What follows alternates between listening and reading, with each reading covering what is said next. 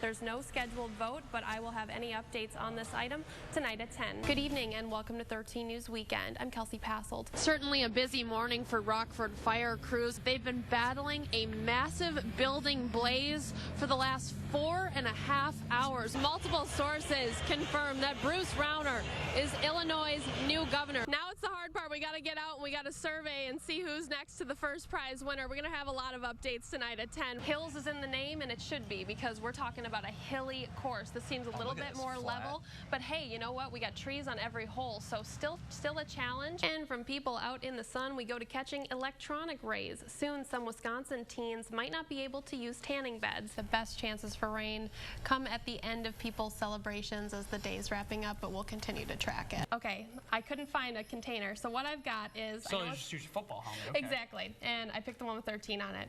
So it's a different fairy tale, but I wanted to know if Nick or Dan, if they were a Prince Charming or if they're a toad. So I have some pieces of paper in here, and I'm going to have you, we're going to leave it up to destiny. I can just feel this pain on my face. I know I've been hit. I just don't know by what. The marks on Tori Hagg's face are the results of a hit-and-run Halloween night. I am scared to walk by myself outside or something because I don't feel safe walking on the side of the road when there's a car coming. Winnebago County Sheriff's Police say 3 teenagers, Tori and her friends Tegan Towns and Jason Nordley, were victims of the incident. Investigators say the 3 and their friends were trick-or-treating, walking in a designated area off the side of White School Road in the grass when the kids saw headlights. Did the car hit you? Yes. Where? It hit me on the shoulder. Tegan says she was struck by a dark SUV's passenger side view mirror. So was Jason. Then that mirror flew off, hitting Tori in the face. My nose was broken. It's broken here, and right here. I couldn't recognize myself. I started crying because I didn't think this would happen to me.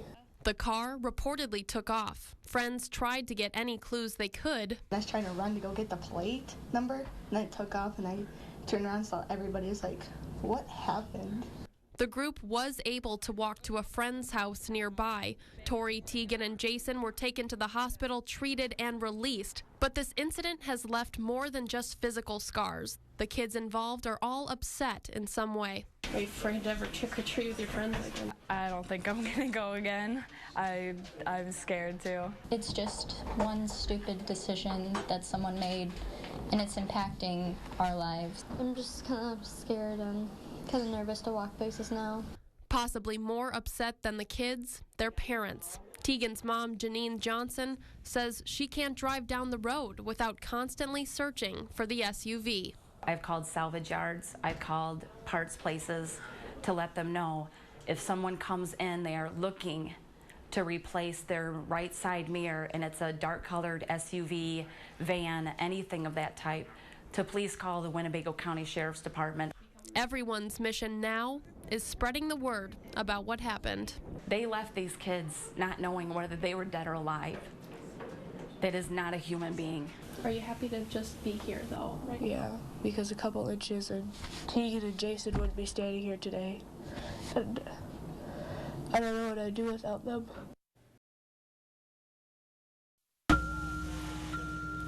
A team effort is underway at 301 South Madison Street, also known as the future site of Sports Corps downtown.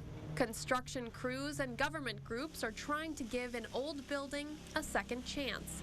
Call it a rebound, as organizers work to reopen the property by this time next year. They're going to be pouring concrete, so right now we're going to shell it in, and then once you get the shell up, then you'll start seeing the floors go in and all the other amenities. There are a few initiatives downtown shooting for MVP, Most Valuable Project. In the end, they're intended to complement one another. Sports Corps' River Walk could someday connect with a path and pedestrian bridge that loops around the downtown area. That's still in the works. We sent it out the bid. The bids came back too high. We had They changed the scope of work. Then, on the other side of Sports Core, a building dating back to the 1800s. There are no plans yet for the old watch factory. City leaders hope the finished Sports Core changes that. A year from now, we're standing here. That makes that project a lot more marketable. City leaders say various projects, all at different stages, have a common goal: to score big for downtown. I think they're going to see a whole different ball game. No pun intended.